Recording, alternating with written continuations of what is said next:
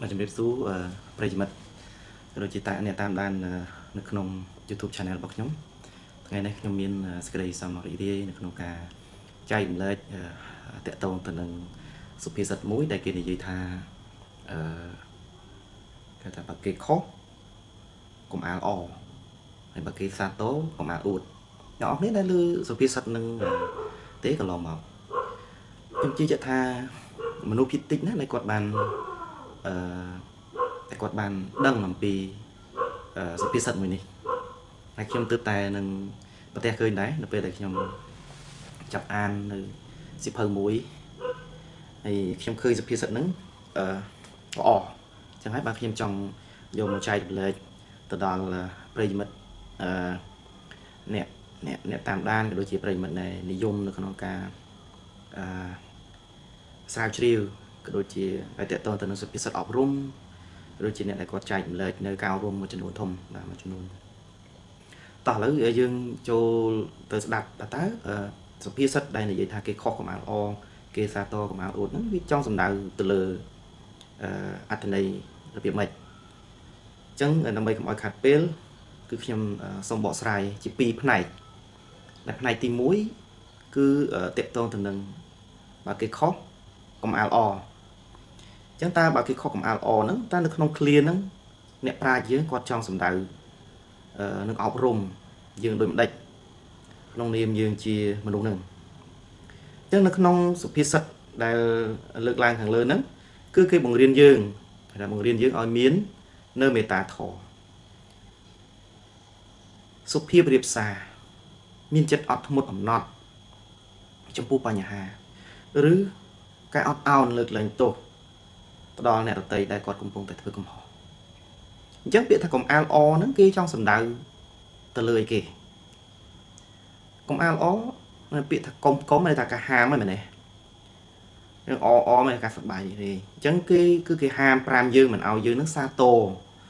ឬក៏សប្បាយចិត្តនៅពេលដែលអ្នកដទៃហ្នឹងគាត់ជួបរឿងអាក្រក់ឬក៏បានលទ្ធផលមិនល្អឬក៏មានគេស្ដីបន្ទោសចំពោះអ្វីដែលលទ្ធផលរបស់គាត់មិនបានសម្រេចដូចបំណងប្រាថ្នារបស់ប្រធានរបស់គាត់អីចឹងទៅអញ្ចឹងនៅក្នុងកុំអាលអហ្នឹងគឺការហាម5យើងមិនឲ្យសាទរឬក៏ការសប្បាយចិត្តនៅពេលដែលឃើញអ្នកដទៃនឹងជួបរឿងអាក្រក់បរាជ័យធ្វើខុសឬក៏គាត់ជួបនៅបញ្ហាណាមួយដែលគាត់មិនអាចទទួលបានលទ្ធផលល្អបានហេតុអីបានជាគេលើកឡើងនៅចំណុចទាំងអស់ហ្នឹងមូលហេតុគឺនៅពេលដែលយើងបង្ហាញអកប្បកិរិយាអញ្ចឹងបង្ហាញថាចិត្តរបស់យើងនឹងមិនល្អទេភាពជាមនុស្សពេលដែលយើងឃើញអ្នកដទៃដែលគាត់កំពុងតែជួបផលលំបាកហើយយើងទៅសោចយើងទៅសាទរចំពោះលទ្ធផលដែលគេទទួលបានហ្នឹងគឺមិនល្អទេវាបង្ហាញអំពីចិត្តរបស់យើង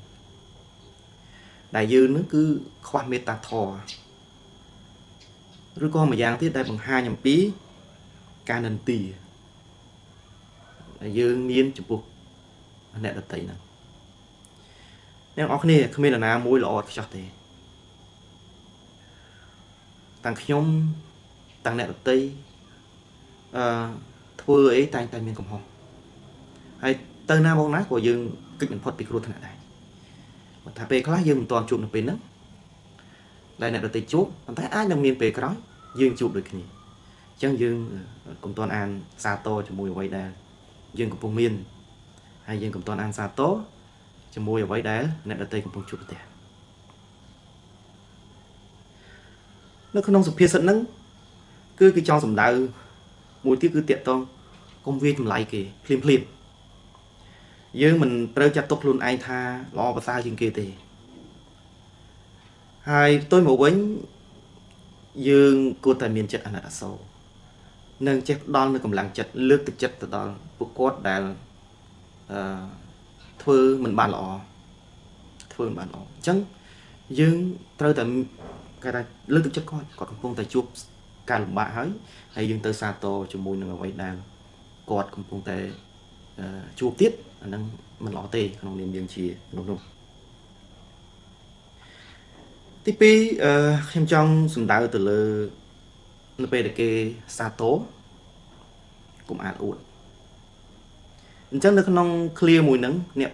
ប្រាជ្ញរបស់យើងគាត់ចង់បង្រៀនយើងឲ្យមានភាពនឹងថឹងឬក៏គេថា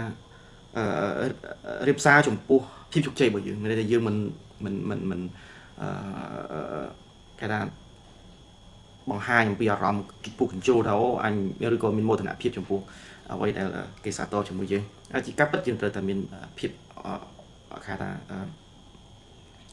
proud ចំពោះខ្លួនឯងតែយើងមិន proud ពេកទេអញ្ចឹងណាបាទចំពោះការសរសើរផ្ទាល់ពីអ្នកដទៃតែយើងត្រូវពេលខ្លះយើងត្រូវញញឹមឬក៏យើងអរគុណចំពោះអ្វីដែលគេសាទរអញ្ចឹងនៅក្នុងពាក្យថានៅក្នុង clear ដែលគេនិយាយថាគេសាទរកំអាលអួតហ្នឹងអាកំអាលអួតហ្នឹងគឺគេហាមទៀតហើយគេថាគេហាមថា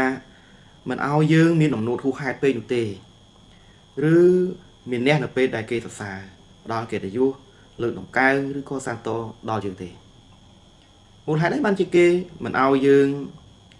មានអំណួតហួសហេតុគឺដោយសារការអួតរបស់យើងហ្នឹងវានាំឲ្យមានការបាត់បង់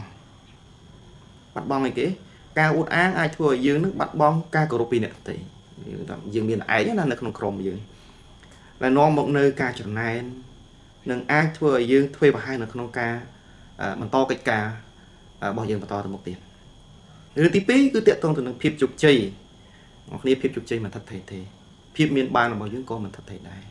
ហើយភាពអាក្រក់របស់យើងក៏មិនថិតថេរដែរថ្ងៃណាមួយវាអាចអាក្រក់នោះវាទៅជាល្អវិញទៅថ្ងៃណាមួយអាល្អវាទៅជាអាក្រក់វិញទៅពាក្យស្លោកមួយទៀតខ្ញុំនឹងបន្តទៀតតាក់ទងនឹងឃ្លោកលេខ8ដែរអញ្ចឹងសង្ឃឹមថាអ្នកនរគ្នានឹងពេញចិត្តចំពោះវីដេអូដែលខ្ញុំលើកឡើងនេះអញ្ចឹងវីដេអូបន្តខ្ញុំនឹងលើកឡើងអំពីឃ្លោកលេខ8ដែរតើវាមានអត្ថន័យយ៉ាងម៉េចចំពោះស្ថានភាពបច្ចុប្បន្នរបស់យើងនៅក្នុងសង្គមយើងបច្ចុប្បន្នជាក់ស្ដែងនេះ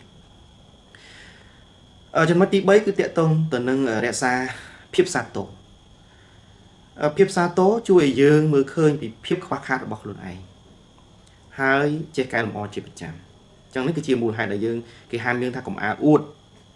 អញ្ចឹងយើងត្រូវរក្សាភាពរៀបសារហ្នឹងព្រោះយើងអាចឃើញពីកង្វះខាតរបស់យើងខ្ញុំខ្លួនឯងពេលខ្លះក៏ខ្ញុំសប្បាយចិត្តជាមួយលទ្ធផលរបស់ខ្ញុំដែរហើយខ្ញុំក៏ដឹងថាចំណុចត្រង់ណាដែលខ្ញុំត្រូវកែបន្តទៀតដែរត្រង់ចំណុចហ្នឹងអ្នកនរគ្នាអញ្ចឹងជារួមសុភាសិតមួយឃ្លានេះពិតជាផ្ដល់នូវមេរៀនល្អហើយសំខាន់សម្រាប់យើងដែលជាអ្នកដឹកនាំជាអ្នកធ្វើការងារជាពិសេសអ្នកកាន់ពុទ្ធសាសនាតែម្ដងគឺនៅក្នុងធម៌របស់ពុទ្ធសាសនាគេលើកឡើងថាដែលមានពាក្យមួយដែលគេនិយាយថាដែលពុទ្ធទ្រង់មានពុទ្ធកាថាឧបេក្ខាគឺរក្សាអារម្មណ៍ឲ្យនឹងថឹងស្ថិតនៅកណ្ដាលមិនលោតចុះលោតឡើងទៅតាមលោកធម៌ទេវាចំណេញខាតយុះអយុះឬក៏សរសើរនិន្ទាសុខទុក្ខទាំងឡាយអញ្ចឹងនៅក្នុងឃ្លាហ្នឹងគឺការលើកទឹកចិត្តយើងឲ្យរស់នៅដោយមានសិលធម៌បាទសិលធម៌សំខាន់នៅក្នុងការរស់នៅក៏ដូចជាការធ្វើការងារហើយឲ្យយើងនឹងមានមេត្តាធម៌ចំពោះអ្នកដទៃទោះបីជាគាត់ធ្វើមិនបានល្អក៏ដោយព្រោះយើងត្រូវតែមានមេត្តាធម៌ចំពោះគាត់យើងមិនត្រូវស្ដីបន្ទោសគាត់ឬក៏យើងមិនត្រូវសោកចំអកដាក់គាត់នៅពេលដែលគាត់កំពុងតែជួបប្រទះនៅទុក្ខសោកទាំងអស់នោះទេបាទមួយទៀតយើងត្រូវមានភាពនឹងណមិនថាយើងឬក៏អ្នកដទៃទេកំពុងស្ថិតនៅក្នុងកលៈទេសៈល្អឬក៏មិនល្អក៏ដោយអញ្ចឹងយើងត្រូវតែមានភាពនឹងណទោះបីជាយើងកំពុងតែត្រូវបានគេលើកតម្កើងលើកសរសើរឬក៏គេកំពុងតែសោកច្បល់តែយើងក៏ដោយយើងមិនត្រូវខឹងក្រោធតបតត្រឡប់ទៅវិញភ្លាមនោះទេយើងត្រូវមានភាពនឹងថឹងអត់ធ្មត់ចំពោះអ្វីដែលគេកំពុងតែលើកសរសើរឬក៏កំពុងតែបង្អាប់យើងបាទអញ្ចឹងវីដេអូមួយនេះខ្ញុំដែលលើកឡើងអំពីសុភាសិតមួយដែលបើគេធ្វើខុសកុំអាលអហើយបើគេសាទរកុំអាលអួតអញ្ចឹងខ្ញុំសូមបញ្ចប់ត្រឹមហ្នឹងហើយបើសិនជាការបកស្រាយរបស់ខ្ញុំលើកឡើងទៅមិនសមស្របប៉ះពាល់ទៅដល់អារម្មណ៍របស់ប្រិយមិត្តដែលអ្នកតាមដានក៏សូមមេត្តាខន្តីអភ័យទោសហើយក៏សូមអរគុណទៅដល់ប្រិយមិត្តទាំងអស់ដែលគ្រប់គ្រងដល់រូបខ្ញុំបាទ នឹងលើកជាការលើកកម្លាំងចិត្តមួយរូបខ្ញុំបាទដើម្បីដកស្រង់នឹង